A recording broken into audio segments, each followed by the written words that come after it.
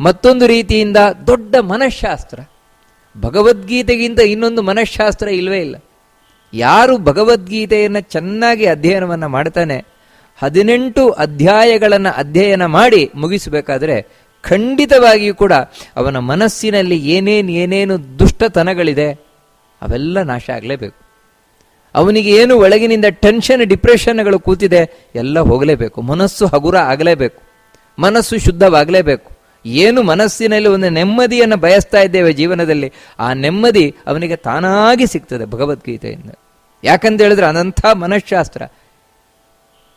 ಭಗವದ್ಗೀತೆಯಲ್ಲಿ ಅಷ್ಟು ನಮ್ಮ ಮನಸ್ಸಿನ ಸಮಾಧಾನಕ್ಕೆ ಬೇಕಾದ ಎಲ್ಲ ವಿಷಯಗಳು ಇದೆ. ಮನಸ್ಸಿಗೆ ದೊಡ್ಡ ಮದ್ದದು, ಮನಸ್ಸಿನ ಎಲ್ಲ ರೋಗಗಳಿಗೂ ಮದ್ದಾಗಿರುವಂತಹದ್ದು ಭಗವದ್ಗೀತೆ. ಮತ್ತೊಂದು ರೀತಿಯಿಂದ ನೋಡೋದಾದರೆ ದೊಡ್ಡ ರಾಜಕೀಯ ಶಾಸ್ತ್ರ. ಯಾವ ರೀತಿ ಒಬ್ಬ ವ್ಯಕ್ತಿ ರಾಜಕೀಯವನ್ನ, ಅಂದ್ರೆ ತಾನು ರಾಜ್ಯವನ್ನು ನಡೆಸಬೇಕು, ಅದರ ಬಗ್ಗೆಯೂ